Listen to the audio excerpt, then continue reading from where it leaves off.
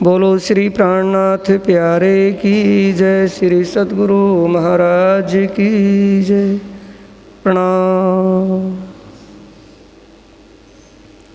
प्राणों के आधार आत्म संबंधी प्यारे श्री सुंदर साथ जी, धर्म प्रेमी साथियों, माताओं, बहनों, बुजुर्गों, ब्रह्म ज्ञान चर्चा में आज का प्रसंग ज्ञान गोष्ठी के उत्सव में ब्रह्मवाणी के ग्रंथ कीर्तन ग्रंथ के प्रकरण 20 और 21 से लिया गया है।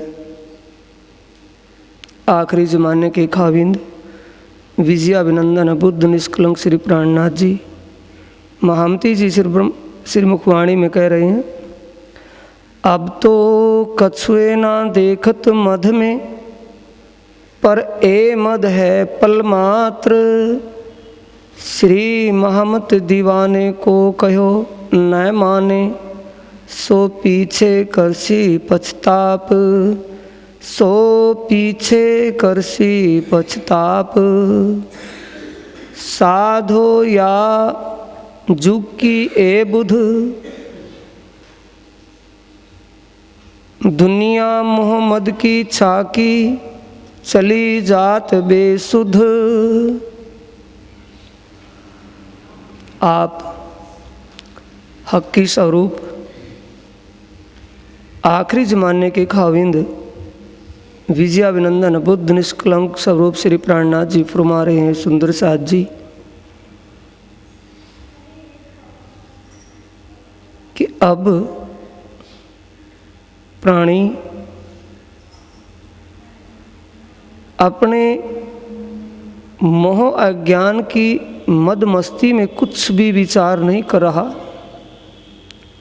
पर मोह इन इच्छा तृष्णाओं के वेग में खोया हुआ प्राणी अब तो कुछ भी विचार नहीं कर रहा, पर अंतिम समय जब अपना कर्म अपनी करनी का उसको एहसास होगा कि मैंने मानव का तन प्राप्त करके करना क्या था, वो तो नहीं किया। जैसे पशु पक्षी पेड़ पौधे वनस्पति आदि अपना जीवन पूरा करके अपना जीवन पूरा किया है, जीवन पूरा करके आए, वैसे ही इंसान के चोले में भी, मानव के चोले में भी जीव जब खाली जाएगा तो पश्चाताप होगा। क्यों? दुनिया मोहम्मद की छाकी, मोह कहा है इच्छा को, इच्छा तृष्णाओं की मस्ती में डूबा हुआ जीव अपने पूरे जीव को ही निरर्थक गुजार देगा। जीवन सफल ना होने के बजाय निष्फल ही चला जाएगा। किस लिए? दुनी पे चाहे दुनिया, ताथे करामात ढूंढे। दुनिया को चाहे क्या? सिर्फ चमत्कार, दिखावा। वो दिखावे और चमत्कार से कल्याण का रास्ता परे है। जिस रास्ते, जिस मार्ग, जिस भक्ति भाव से जीव का कल्याण होना है, आवागमन के चक्कर से छूटना है, कर्मों के बंधन से छूटना है, वो तो रास्ता उसने नहीं अपनाया। जैसे काम जीव जीवन पूरा करके जाता है, वैसे ही वो चला गया चमत्कार दिखावे के पीछे। चमत्कार सत के मार्ग पर कहर बता है। साधो कहर कही करामात, ए दुनिया तितरांचे। अध्यात्म के रास्ते में,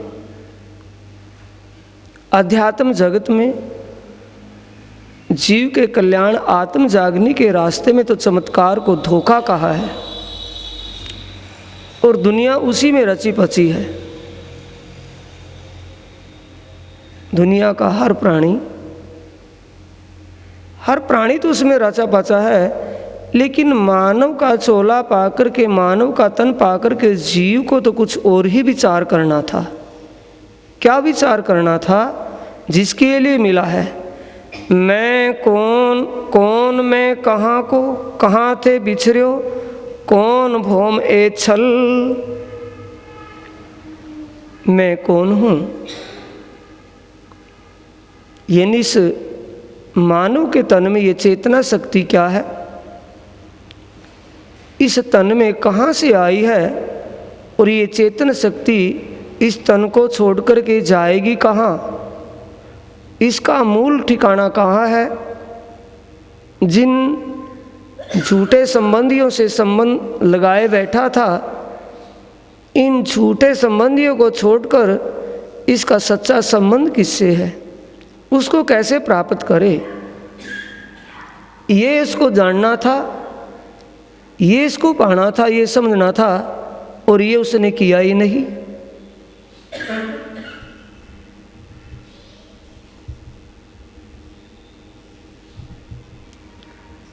पर ये कौन मैं कहाँ को, कहाँ थे बिछड़े, कौन भौम ए छल। गुरु शिष्य ज्ञान कथे पंथ पैंडे, पर ऐती ना काहू अकल। दुनिया में पहले से ही धर्म मार्ग चले हुए हैं, गुरु शिष्य बहुत पहले से गुरु चेले बनते आए, लेकिन किसी ने भी इस बात पर विचार नहीं किया, ना इसका कोई समाधान हुआ। पर करें भी क्या, घर में रहें या वन में, घर गृहस्थ में रहें या वन में रहें, पर कहा करे बिना सतगुरु, सतगुरु के सानिध्य बिना, सतगुरु की संगत के बिना वो कर भी क्या सकते थे। जब से सृष्टि बनी तब से ही ये सवाल खड़ा रहा, मैं कौन हूँ, कहाँ से आया हूँ, मेरा मूल ठिकाना कहाँ है, मेरा सच्चा संबंध किससे है, वो कहाँ है, कैसा स्वरूप, उसको कैसे प्राप्त करूँ। इन बातों का समाधान इस कलयुग में विजयाभिनंदन बुद्ध निष्कलंक अवतार के आने से पहले किसी ने भी इसको स्पष्ट करके नहीं कहा। घर गृहस्थ में भी रहे, वृक्कता धारण करके वनों में भी गए, वैराग भी धारण किया, लेकिन सतगुरु का सानिध्य नहीं मिला। गुरु बहुत हुए, शिष्य बहुत हुए, किसी ने भी ये नहीं बताया कि ये तन में क्या है, ये चेतना शक्ति क्या है।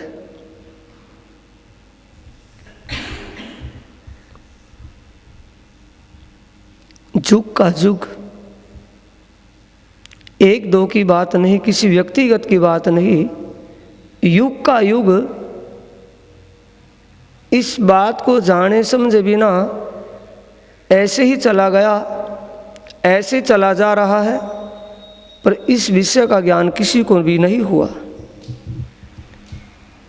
विजयाभिनंदन बुद्ध निष्कलंक अवतार श्री प्राणनाथ जी कह रहे हैं, सुंदर साथ जी, मूल प्रकृति मोह अहम थे, उपजे तीनों गुण। मूल प्रकृति, ब्रह्मवाणी में प्रकाश हिंदुस्तानी,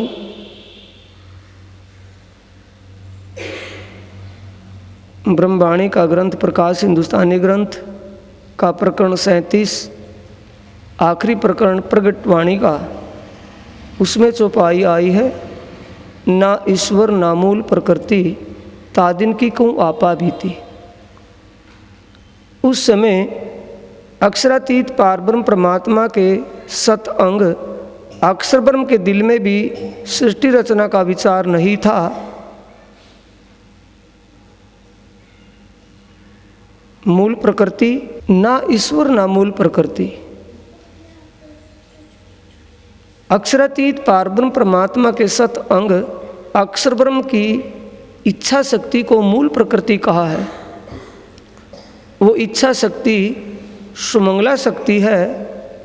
सुमंगला शक्ति के विचारने से ही ब्रह्मांडों की उत्पत्ति होती है। अक्षर ब्रह्म जब दिल में विचार करते हैं तभी ब्रह्मांडों की उत्पत्ति होती है और प्रलय होते हैं।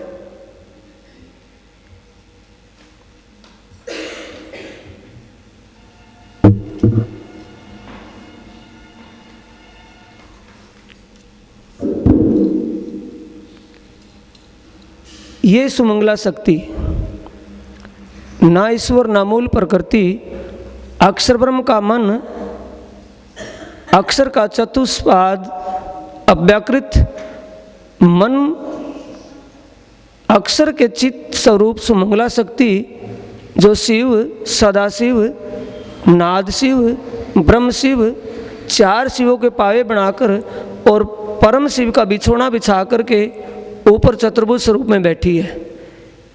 ये इच्छा शक्ति, मूल प्रकृति मोह अहम थे, अक्षर की इच्छा शक्ति, इसका स्थूल स्वरूप ये प्रणवय ब्रह्म, और प्रणवय ब्रह्म का अज्ञानमय कोश मन स्वरूप रोध नहीं सकती, यही नारायण का स्वरूप धारण करती है।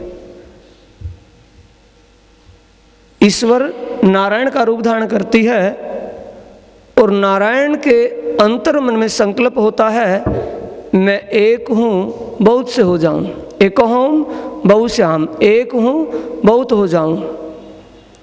इतना कहते ही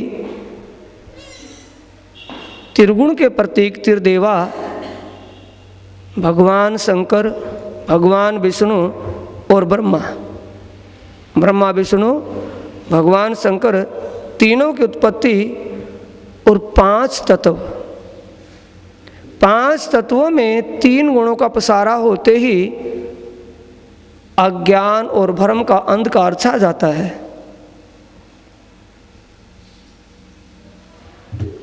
अज्ञान के वश जीव तृष्णाओं में डूब जाता है और उन तृष्णाओं में डूबा डूबा ही पूरा जीवन व्यतीत कर लेता है, लेकिन वो तृष्णाएं पूरी नहीं होती, क्योंकि जीव की पैदाइश ही इच्छा के सागर से, तृष्णा के सागर से है, उसकी कभी भी पूर्ति नहीं होती।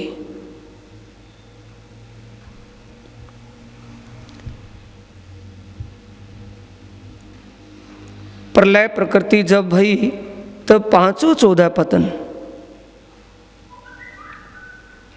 मोह अहम सब उड़े रहे सरगुण ना निर्गुण। प्रलय प्रकृति यानी प्रकृति प्रलय में सब विनाश हो जाता है। 14 लोक शून्य तक, ए मह तत्व निराकार तक सारे का सारा प्रकृति प्रलय में लय हो जाता है, शून्य तक लय हो जाता है, 7 शून्य तक, 7 स्वरों वाले शून्य तक प्रलय में लय हो जाता है, एक कुछ भी नहीं रहता।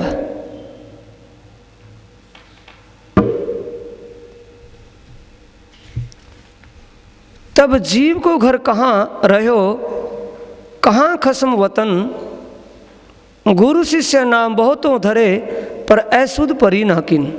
तब जीव को घर कहाँ रहो, कहाँ खसम वतन। जब से सृष्टि बनती मिटती आई तब से गुरु शिष्य बहुत हुए, लेकिन किसी को भी ये पता नहीं चला ये जीव क्या चीज़ है, कहाँ से तन में आया और कहाँ जाएगा। अब साथियों इसी प्रसंग से समझने का प्रयास करना। जीव अक्षर ब्रह्म के मन, अक्षर ब्रह्म के मन के स्वप्निक स्वरूप नारायण के संकल्प से पैदा हुआ है। अक्षर ब्रह्म अक्षरातीत पार ब्रह्म परमात्मा का सत अंग है। सत अंग अक्षर ब्रह्म का मन अव्याकृत स्वरूप अक्षर के मन का स्वप्निक स्वरूप नारायण, और नारायण के संकल्प से पैदा हुआ जीव किससे संबंधित होगा? नारायण से, किसी और से? नारायण से। नारायण ने इस मोह सागर, तृष्णा के सागर, इच्छा के सागर में प्रकट होते ही कहा, एक हूँ बहुत हो जाऊं। इतना कहते ही 3 गुण 5 तत्व की ये प्रकृति सृष्टि रचना तैयार हुई। सब जीव, जितने भी सृष्टि के अंदर जीव हैं, सब किसके संकल्प से हैं? नारायण के संकल्प से। अब नारायण के संकल्प से जो पैदा हुआ उसका मूल नारायण होगा या अक्षर ब्रह्म? नारायण। नारायण के अंदर विलीन होंगे। नारायण से वो संकल्प करने से ही वो पैदा हुए थे और मिटने के बाद नारायण के अंदर इस संकल्प में वो संकल्प स्वरूप अंदर विलीन होंगे। आत्मा सो परमात्मा, दोनों को समझना है। आज की चर्चा विशेष इसी विषय पर है, जीव क्या है, आत्मा क्या है, आत्मा का संबंध किससे है और जीव का संबंध किससे है। अब एक तो निर्णय हो चुका कि जीव का संबंध नारायण से है। नारायण कौन है? नारायण अक्षरातीत पारब्रह्म परमात्मा के सत अंग अक्षर ब्रह्म के मन का स्वप्निक स्वरूप है।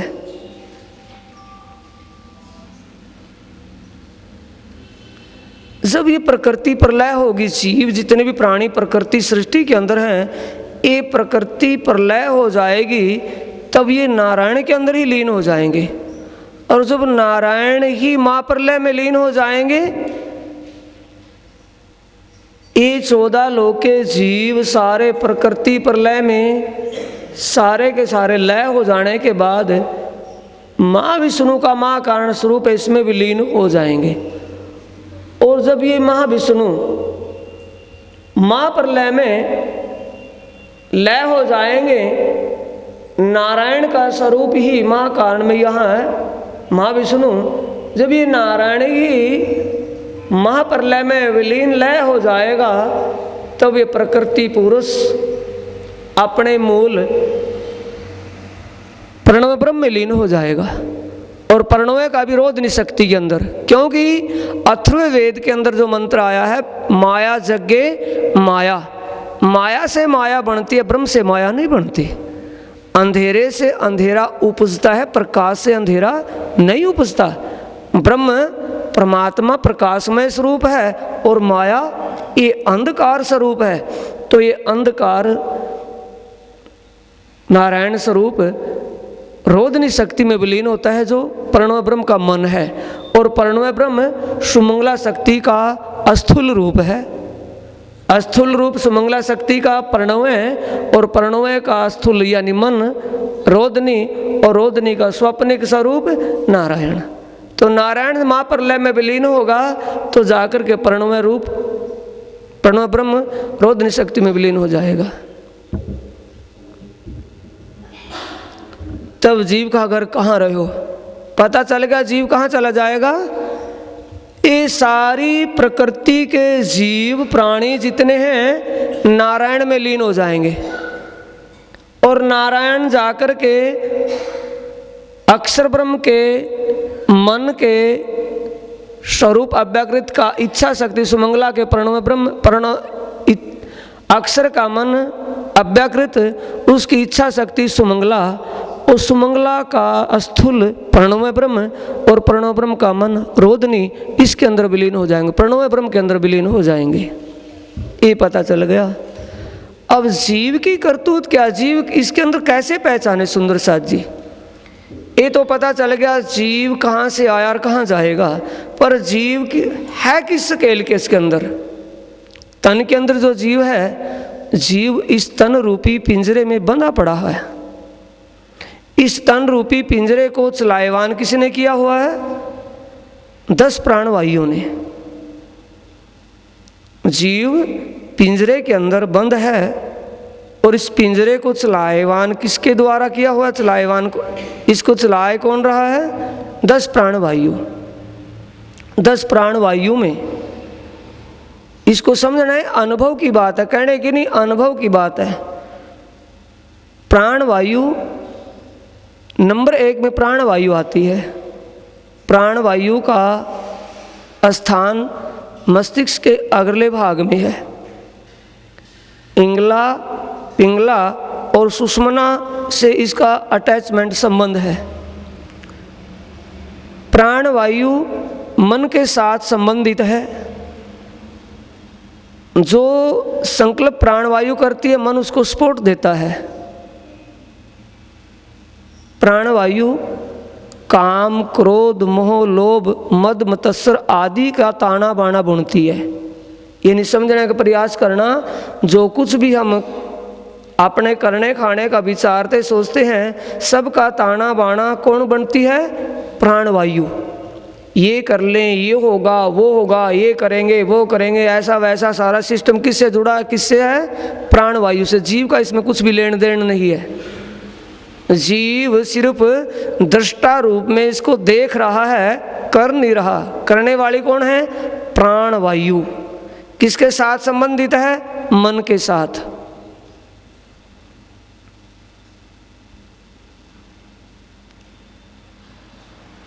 दूसरे में जो कुछ भी खाद्य पदार्थ खाने में पीने में जो रसपान करती है, ये प्राणवायु करती है। एक तो करने के खाने के जितने ताने बाने संकल्प विकल्प जो बनता है, इसी से बनता है। दूसरा जो स्वादिष्ट चीज़ें जो भक्षण करती है, उसका स्वाद रसपान, ये प्राणवायु ही करती है, जीव नहीं करता। क्योंकि जीव के लिए तो संत कबीर जी ने बीजकसाई में बड़ा सुंदर लेख दिया है।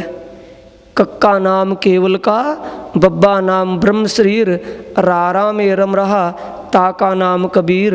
पानी से पैदा नहीं, समता नहीं शरीर, अन्न आहार करता नहीं, ताका नाम कबीर। जब वो अन्न नहीं खाता, दूध नहीं पीता, पानी नहीं पीता, तो इससे बिल्कुल स्पष्ट सिद्ध हो गया कि वो दृष्टता है, भोगता नहीं है। विराट के अंदर शरीर वृक्ष दिखाया ना, इस पर दो पक्षी बैठे दिखाए कि एक भोगता है, एक दृष्टा है। तो संसार के व्यक्तियों का कहना क्या है कि आत्मा तो दृष्टा है और जीव भोगता है। नहीं, आत्मा तो बहुत परे है इससे, जीव इसके अंदर है। जीव ही दृष्टा है और भोगता प्राणवायु है। खट्टे का, मीठे का, कड़वे का, तीखे का जो भी स्वाद रसपान करती है, प्राणवायु करती है। इंद्रियों के द्वारा भक्षण करती है और रसपान करती है। जीव को रस नहीं मिलता, जीव को भूख प्यास नहीं लगती, वो तो दृष्टा है, सिर्फ देखने वाला है, पिंजरे में बंद है। एक बात। दूसरे नंबर पर है समान नाम का प्राणवायु, जो नाभि क्षेत्र में रहता है। जो भी प्राणवायु इसके अंदर भक्षण करती है, यानी कि स्वाद रस लेती है, अंदर जो उसका खाद्य पदार्थ जाता है, उसमें से जो रस बनता है, उस रस को पूरे शरीर के अंगों को, नाड़ियों को वो विभाजित करके देती है। जहाँ जिसकी जिस रस की जरूरत, जितने रस की जरूरत है शरीर के अंग को, दिल को, दिमाग को, फेफड़े को, गुर्दे को, जो भी जरूरत जितनी खुराक की है, आँख की दृष्टि में, आँख की नज़र कायम रखने में कितनी ज़रूरत है खुराक की, कान, नाक, इन शरीर के अंग में जहाँ जिस रस की जितनी ज़रूरत है, उसको सम्मानित करके, उनको विभाजित करके, वो समान नाम की प्राणवायु उनके अंग तक पहुँचाती है। पाचन क्रिया काम करती है, वो पहुँचाती है। तीसरे नंबर की प्राणवायु अपान नाम की प्राणवायु, जो इसके अंदर खाद्य पदार्थ जो खाया जाता है, उसका स्थूल भाग मल बनकर के बाहर निकालती है। खाद्य पदार्थ को जो अंदर लेते हैं, खाते हैं, उसका जो स्थूल भाग मल बनता है, उसको अपान नाम की प्राणवायु, उसका दबाव नीचे की तरफ है, उसको बाहर निकाल देती है। ये काम उसका, जीव का काम इसमें कुछ भी नहीं, ना खाने का ना बाहर करने का, सब प्राणवायु का काम है। 3। चौथे नाम की प्राणवायु व्यान नाम की प्राणवायु है। व्यान नाम की प्राणवायु सकुचर और प्रसारण का काम करती है। चलना, फिरना, दौड़ना, जोर लगाना, ये हाथ पांव खोलना पसारना, ये हाथों का खोलना पसारना, जो सारा कार्य किससे है? व्यान नाम की प्राणवायु से। जीव नहीं करता, ये जीव तो देख रहा है इसमें जो कुछ हो रहा है। और 5वें नाम की प्राणवायु इसमें उदान नाम की प्राणवायु। उदान नाम की प्राणवायु कंठ में है और ये स्वर, शब्द, राग, रागनी उस उदान प्राणवायु से बनता है। जीव नहीं बोलता, जीव इसको अंदर सारे सिस्टम को देख रहा है।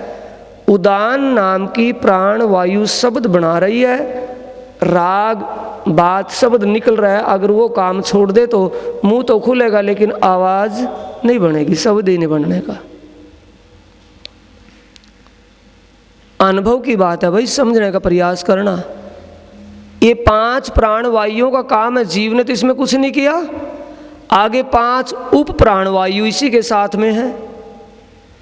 5 उप प्राणवायु में, सारी प्राणवायु में तो छठा नंबर और उप प्राणियों में पहला नंबर, छठाई गिने। नाग नाम की उप प्राणवायु वात उखाड़ती है, जिसमें जीव को जोर भी पड़ता है, दुख होता है।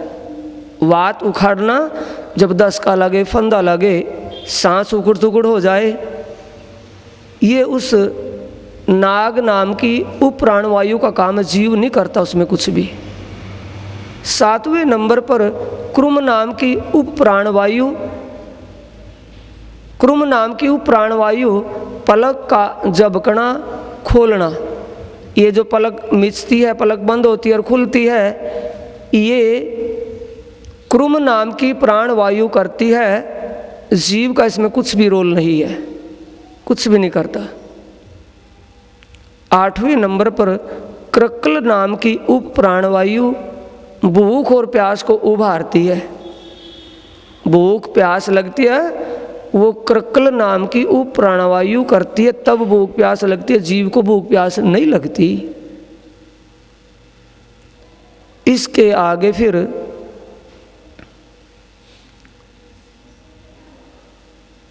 नोमी। नोमी आई है उप प्राणवायु देवदत्त नाम की।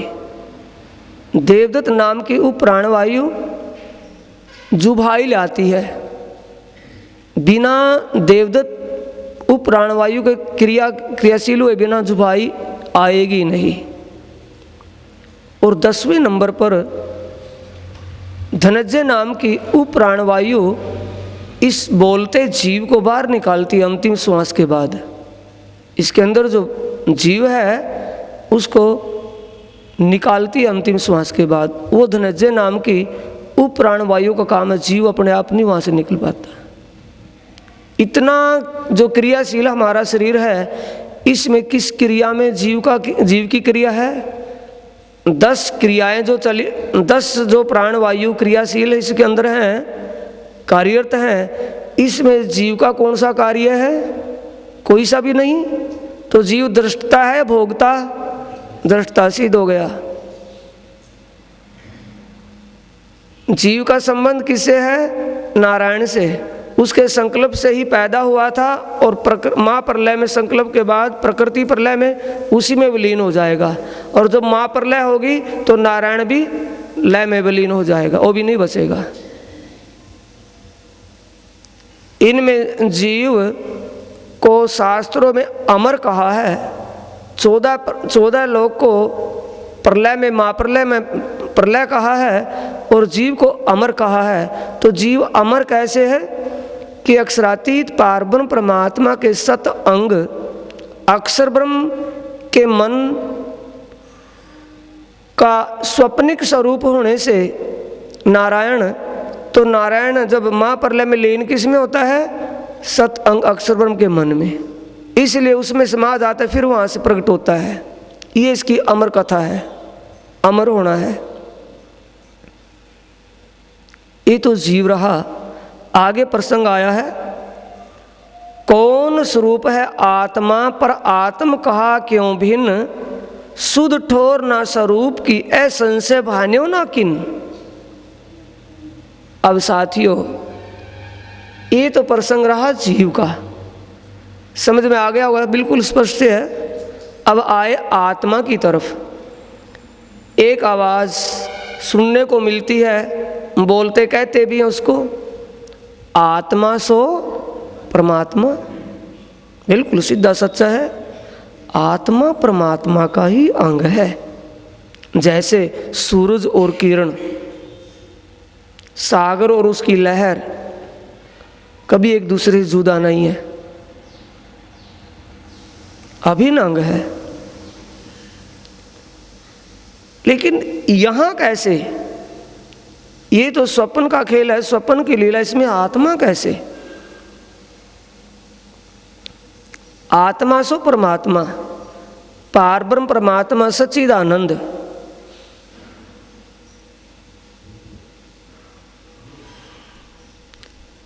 ये वैराट क्षर पुरुष गीता के अनुसार, मद्भागवत गीता के अध्याय 15 के श्लोक 16 और 17 के अनुसार भगवान श्री कृष्ण जी अर्जुन को कह रहे हैं कि अर्जुन, दो पुरुषों का जिक्र इस दुनिया में हर कोई करता है, एक नाशवान और एक अविनाशी। ये बात सुनकर के अर्जुन मौन हो गए। तब भगवान श्री कृष्ण जी समझ गए कि इसकी समझ में नहीं आई बात, समझाते हुए कह रहे हैं, क्षर सर्वाणी भूतानि। श्लोक क्या है? द्वामिमो पुरुषे लोके क्षर अक्षर एवं च। कि हे अर्जुन, इस भूलोक में, ये भूलोक है, भूलोक मृत्युलोक में दो पुरुषों का जिक्र है, एक नाशवान और एक अविनाशी। अर्जुन जब समझ नहीं पाते तो अरे भगवान श्री कृष्ण जी स्पष्ट करते हुए कहते हैं, क्षर सर्वाणी भूतानि, कि ये सर्वव्यापक जो कुछ भी देख रहे हो, ये सामने सारा नाशवान ही है। तो साथियों, जब भगवान श्री कृष्ण जी अर्जुन को गीता का उपदेश दे रहे हैं, उस समय भगवान उपदेश के समय अर्जुन को भगवान श्री कृष्ण जी का कौन सा स्वरूप दिख रहा था? जो रथ हाँकने वाला सारथी था उस स्वरूप में, या किसी और स्वरूप में? किसी और में। कौन से में? वैराट के स्वरूप में। ये क्षर पुरुष का वैराट ही रूप है। रथ हाँकने वाला स्वरूप ये था, जब उपदेश करते समय दिखाई देने लगा तो इस स्वरूप से ये सारा ही उन्हीं के रूप में, उनके शरीर में दिखाई देने लगा। नारायण के ही शरीर में ये सारा ब्रह्मांड दिखाई देने लगा। तब कहा कि क्षर सर्वाणी भूतानि, ये जो सामने सर्वव्यापक है सारा ही मिटेगा, कोई भी इसमें नहीं रहेगा। और इसको साथियों, ये उपदेश किस में है? मद्भागवत गीता में। और इसी की पुष्टि कहाँ की हुई है? मद्भागवत पुराण में। ये मद्भागवत गीता के अध्याय 15 के श्लोक 16 में, क्षर सर्वाणी भूतानि, ये सर्वव्यापक है सारा ही मिट जाएगा, और कुटस्थ अक्षर उच्चते, इससे परे अविनाशी पुरुष है। कुटस्थ का मतलब जो का त्यों, जैसे का तैसा, जो का त्यों ही रहने वाला, कुछ भी उसमें फर्क नहीं पड़ता। कुटस्थ जो का त्यों रहने वाला, अक्षर अविनाशी, उच्चते, इससे परे अविनाशी पुरुष, एक रस रहने वाला अविनाशी पुरुष है। ये वो सामने देख रहे हैं, अक्षर ब्रह्म का मन स्वरूप अव्याकृत अविनाशी पुरुष। इससे परे अविनाशी पुरुष अक्षर ब्रह्म है जो सदा रहता है। उत्तमा पुरुषस्या तु अन्य, उत्तम पुरुष दोनों से ही भिन्न है, जो दिव्य परम जो उत्तमा पुरुषस्या तु अन्य, परमात्मा तु दाहित, जो साक्षात परमात्मा का ही स्वरूप है। वो सामने श्री परमधाम में अक्षरातीत पारब्रह्म परमात्मा का स्वरूप, उत्तम पुरुष अक्षरातीत पारब्रह्म परमात्मा।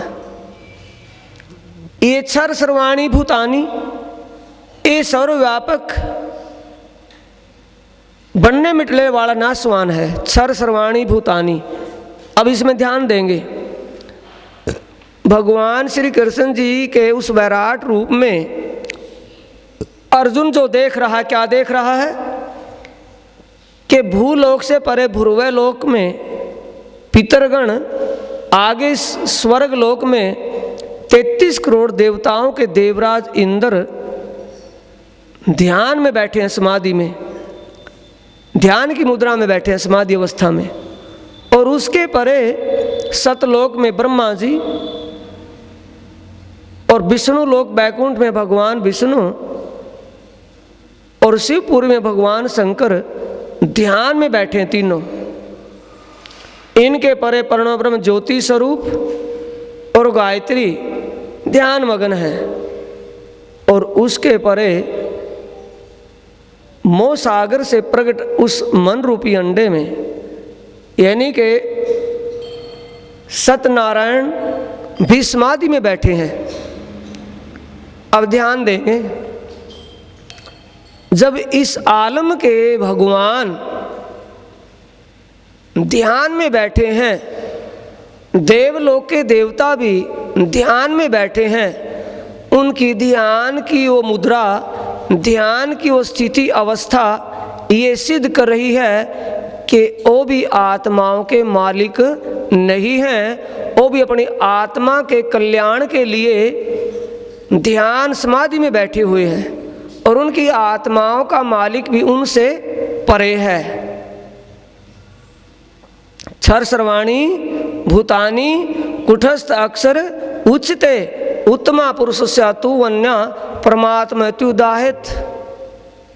अब इसको मद्भागवत पुराण के, ये तो गीता थी, मद्भागवत पुराण के 12वें स्कंद के अध्याय 4 में, जिसमें 4 प्रलयों का जिक्र आया है, उन 4 प्रलयों में ये सारा ब्रह्मांड, अक्षर ब्रह्मांड समाप्त होने के लिए लिखा हुआ है।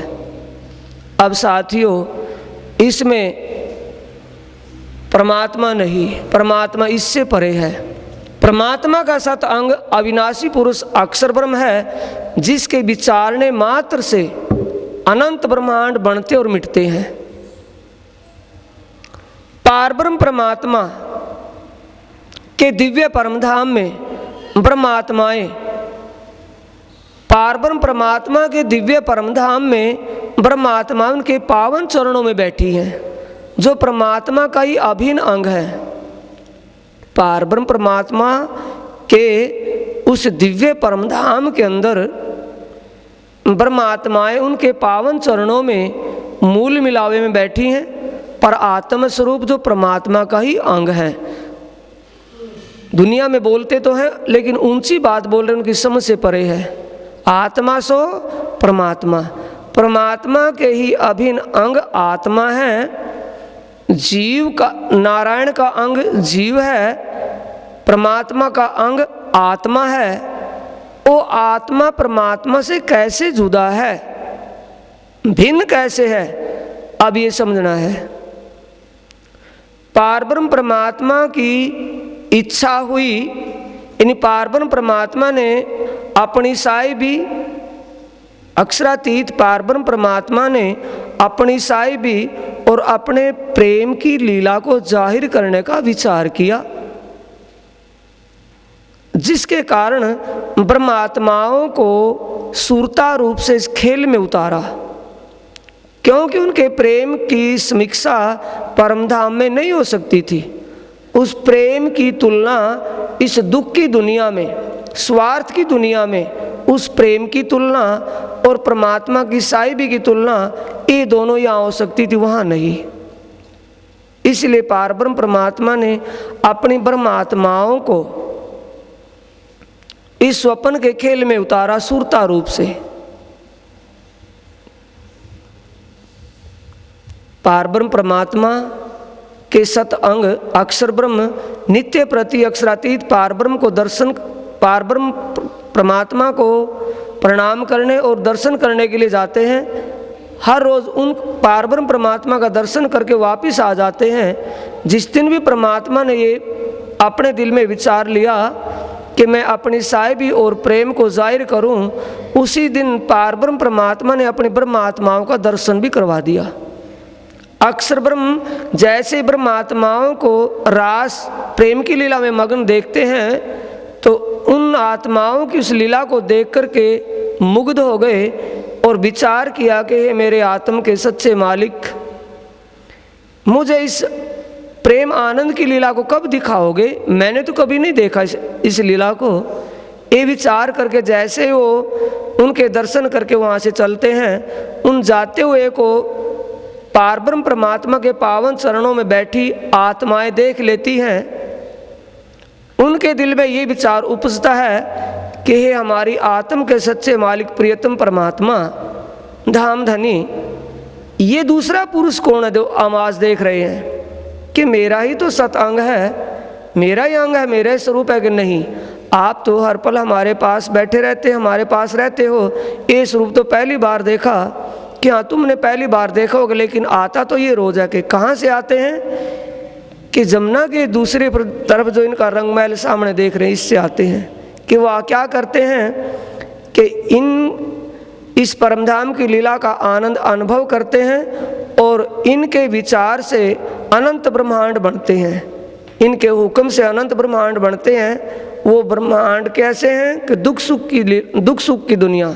कि दुख सुख ऐसा, कि दुख सुख ऐसा जिसमें जाकर के जीव विचलित हो जाता है, अपने आप को भूल जाता है। कि वो लीला तो हम अवश्य देखेंगे।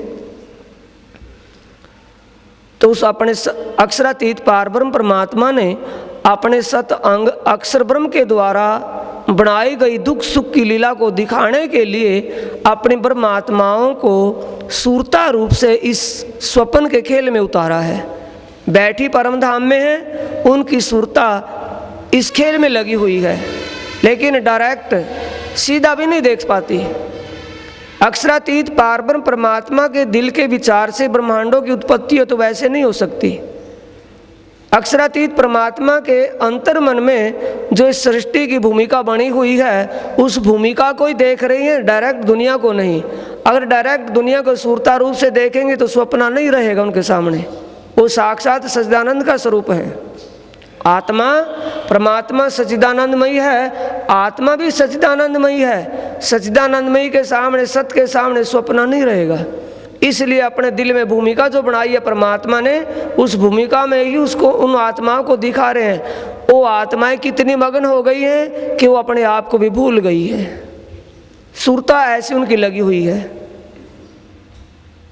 चौपाई आई है ब्रह्मवाणी के ग्रंथ प्रकाश हिंदुस्तानी, आखिरी प्रकरण 37वां प्रकरण प्रकट वाणी का, उसमें चौपाई आई है।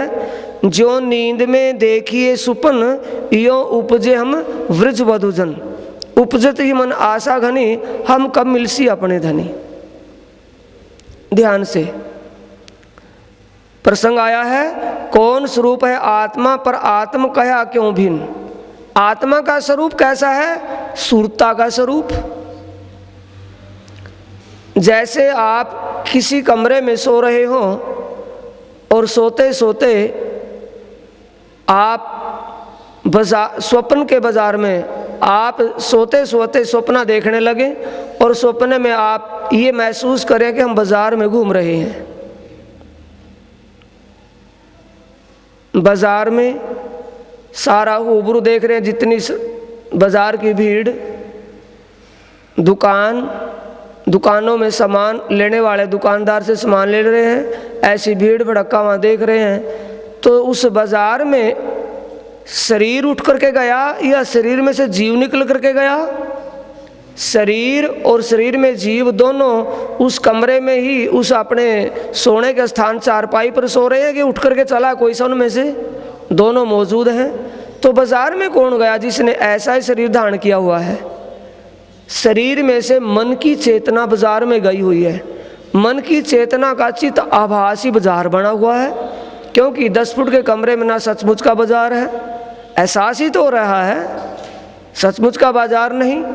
जो एहसास हो रहा है वो साकार रूप का, जैसे बाजार में हुबहू बाजार साकार रूप में यानी आकृति वाला बाजार है, ऐसी आकृति बाजार की आपको एहसास हो रही है, सचमुच में नहीं है। वो एहसास होने वाली आकृति कौन सी है? साकार। और देखते देखते ही वो आपका स्वप्न टूट जाए, नींद उचट जाए, स्वप्न टूट जाएगा। और स्वप्न टूटने के बाद स्वप्न टूटने पर बाजार रहेगा या बाजार भी खत्म हो जाएगा? बाजार भी खत्म हो गया। तो बाजार खत्म होने के बाद क्या हो गया? जब आँख खुली तो कुछ भी नहीं, निराकार। पहले क्या था? साकार। फिर क्या हो गया? निराकार। वो साकार था, असल मसल का था कि एहसास हो रहा था? एहसास हो रहा था, असल मसल का नहीं था, स्वप्ने का था ना बाजार। तो जो बाजार और मिटा, वो साकार जो मिटा, वो स्वप्न का रूप, वो साकार मिटा तो क्या हो गया? निराकार। और पहले क्या था? साकार। साकार जो था वो भी सुपना था, और मिटा तो वो भी सुपना। साकार और निराकार दोनों स्वप्न के स्वरूप हैं, जो हमें बाहर की आंखें तो बंद हुई थी सोते वक्त, और अंतर्मन की आंख उसको देख रही थी। वो अंतर्मन की आंख भी उसको नहीं देख रही अब, क्योंकि सपना तो टूट चुका है ना तो हमारी ये चर्म चक्षुओं के सामने बाजार है, और ना अंतर्मन की नज़रों के सामने बाजार है। तो जो आंखों से देखा ना जाए, ना चर्म चक्षुओं से दिख रहा, ना अंतर्मन की आंख से दिख रहा, तो आंख से जो ना दिखे उसको क्या कहते हैं? निरंजन। जो अंजन से दिखाई ना दे, आंख से दिखाई ना पड़े, तो हो गया निरंजन। साकार क्या था? स्वप्ना। निराकार क्या हुआ? स्वप्ना। निरंजन क्या है? स्वप्ना। शून्य कुछ भी नहीं रहा, तो सारे नाम किसके हैं? स्वप्ने के। संसार ने क्या मान लिया? यानी दुनिया के समझने या जानबूझ जानकार जो भी व्यक्ति विद्वान है, उन्होंने क्या मान लिया उसको? कि परमात्मा ही साकार है, परमात्मा निराकार है, परमात्मा स्वप्न से परे है। अब साथियों, स्वप्न में जो गई थी वो मन की चेतना थी, वास्तविक स्वरूप तो नहीं गया था। और स्वप्न देखने के बाद वो मन की चेतना उसी तन में वापस लौटेगी, दूसरे पड़ोसी के तन में चली जाएगी। एक ही कमरे में 2-4 आदमी लौटे हैं, 2 आदमी सपना देख रहे हैं, और वो एक को सपना अपना दिख रहा है अपने तरीके का, दूसरे का सपना अपने तरीके से दिख रहा है, और दोनों सपना देख करके एक दूसरे के तन में तो नहीं जानेगी, उनकी चेतना अपने में लौटेगी। अब इसी को ध्यान से समझें। सुरता, मन की चेतना। आप अभी ब्रह्म ज्ञान चर्चा में बैठे हैं, आप साथियों में जिस साथी का ध्यान चर्चा में इतना लीन है कि वो अपने शरीर को भी भूले बैठा है, बिल्कुल ध्यान सुनने में मगन है, उसको ना तो शरीर का ना आसपास दूसरे साथी का एहसास आभास है, ना अपने शरीर का, बिल्कुल ध्यान उस मगन में है। और एक साथी का वहाँ बैठे बैठे ध्यान अपने किसी काम में लग गया, और चर्चा के बाद जब आप उठ करके चलेंगे, वो आपका साथी आपसे पूछे कि भी चर्चा में आगे क्या बताया था, कि तू भी तो वहीं बैठा था, कि बैठा तो जरूर था, लेकिन मेरी सुरता वहाँ नहीं थी, मेरा सुनने में ध्यान नहीं था। कि कहाँ था? कि किसी काम में लगा हुआ था। तो साथियों, उस जिसकी सुरता, जिसका ध्यान अपने घर के किसी काम में इतना बिजी व्यस्त हुआ था कि उसको चर्चा सुनते भी नहीं सुन रही थी, आवाज़ पूरे हॉल में गूंज रही है, लेकिन उसको उस आवाज़ की सूझ समझ नहीं, आवाज़ उसको सुन नहीं रही, उसका चित्त, उसका ध्यान, सुरता कहाँ है? अपने काम में। उसके पास जो दूसरा साथी बैठा है, क्या उस दूसरे साथी ने उसकी सुरता को जाते देखा कैसा रूप था?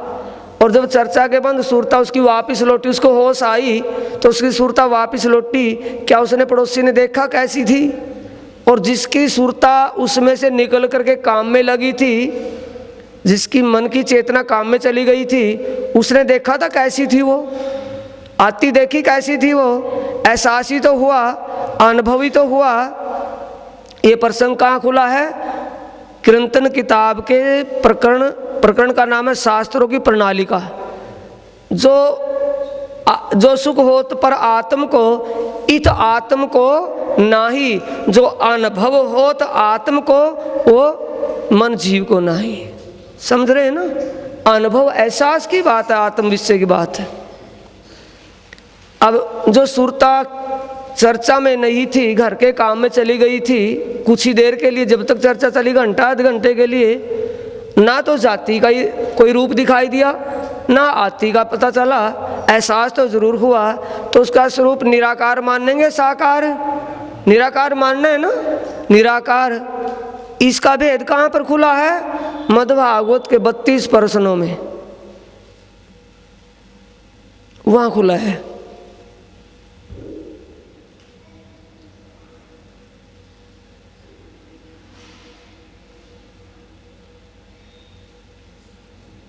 वहां निराकार आत्म बोला है।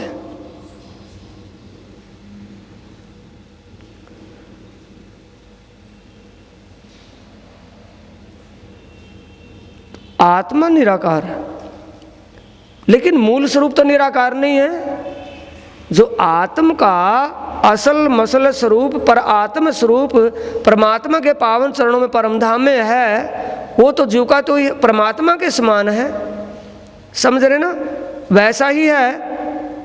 आप जो चर्चा में बैठे हुए हो, आपका ये चर्चा सुनने वाला शरीर तो साकार रूप में है, वो तो निराकार नहीं, वो तो मूल स्वरूप उसका तो साकार है। और उसमें जो चेतना शक्ति गई बाजार के अंदर या अपने घर के किसी काम में लगी, वो चेतना शक्ति आई और गई, उस जाने और आने वाली का स्वरूप निराकार है।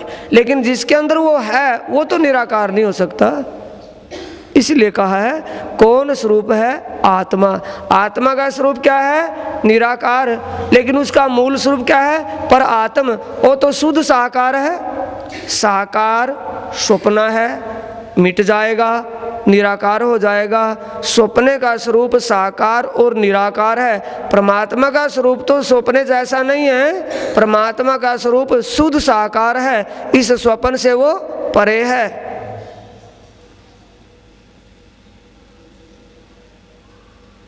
शुद्ध ठोर ना स्वरूप की।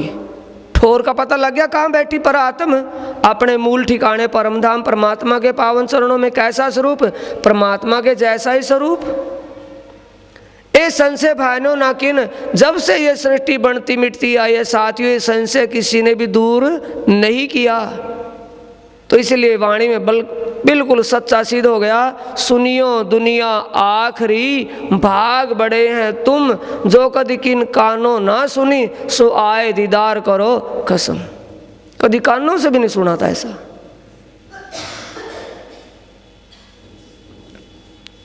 जीव स्वप्न का स्वरूप, क्योंकि नारायण अक्षर ब्रह्म के सत अक्षरातीत पारब्रह्म परमात्मा के सत अंग अक्षर ब्रह्म का मन का स्वप्निक स्वरूप है। और उसके मन के स्वप्निक स्वरूप नारायण के संकल्प से बनी ये सृष्टि, और सृष्टि के जितने भी जीव जितने भी प्राणी हैं सारे नारायण का अंग प्राण उसी के अंश हैं, उसी में लीन होंगे।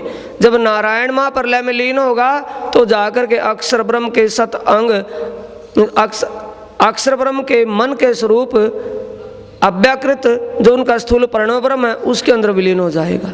आत्मा सूरता रूप से आई है, अपने पर आत्म रूप जो परमात्मा के पावन चरणों में बैठी है उस पर आत्म में खेल देख करके वापस जागृत हो जाएगा, लौट जाएगा।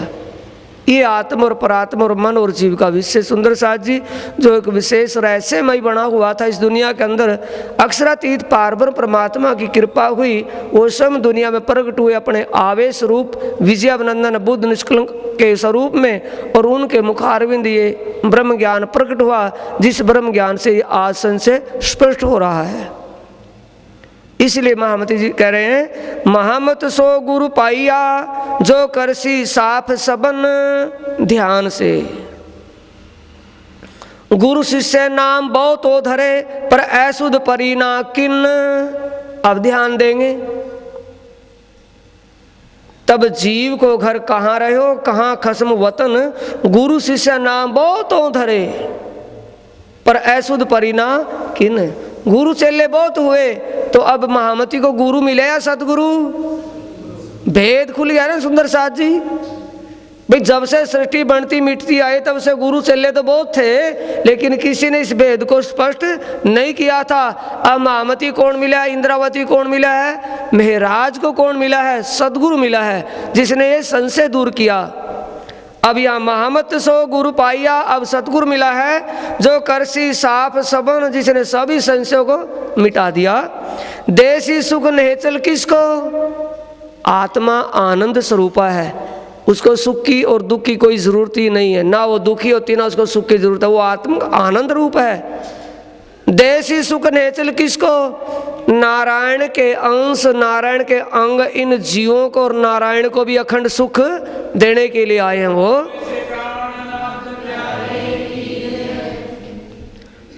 देसी सुख नेचल ऐसी कभू ना करी किन्ना, जब से सृष्टि बनती मिटती आई तब से आज दिन तक, यानी विजयाभिनंदन बुद्ध निष्कलंक अवतार के प्रकट होने तक किसी ने भी, तो अब बार बार अवतार की बात आ रही है, लेकिन अवतार दुनिया के लेवल से बोलना पड़ रहा है सुंदर साथ जी, नहीं तो चौपाई आई है कीर्तन किताब प्रकरण 54 में, ब्रह्मवाणी का ग्रंथ कीर्तन प्रकरण 54। वेगे ने साजी वेगे ने वेगे समय रास को, कार्य कारण की बात अति बड़ी ताय न कहिए अवतार। अवतारों इत क्या किया जो दही न बका की सुत। जब किसी भी अवतार ने उस अखंड परम धाम या अखंड का ठिकाना बताया ही नहीं, तो अवतारों से जो नहीं हुआ तो वो जिसने किया वो अवतारों के दर्जे में आ गया, उससे परे है। अवतार कहना दुनिया के लेवल से, लेकिन अवतार नहीं, अवतारों से भी परे है, ईश्वरों के ईश है। सुंदर साजी चौपाई दोहराएंगे। आज की चर्चा इसी से, लेकिन है थोड़ी है विशेष समझने के लिए। ये नहीं जाना गया तो जीव और आत्म, जीव किससे संबंधित है, आत्म किससे संबंधित है, तो फिर तो कुछ नहीं जाना। ये जानना अति विशेष है, थोड़े में इसलिए समझने के लिए लिखा है, समझने का प्रयास करें। चौपाई बोलेंगे। श्री महमत सो गुरु पाइया, जो करसी साफ सबन, देसी सुख नेचल, ऐसी कभू ना करी किन, ऐसी कभू ना करी किन। बोलो श्री प्राणनाथ प्यारे की जय, श्री सद्गुरु महाराज की प्रणाम।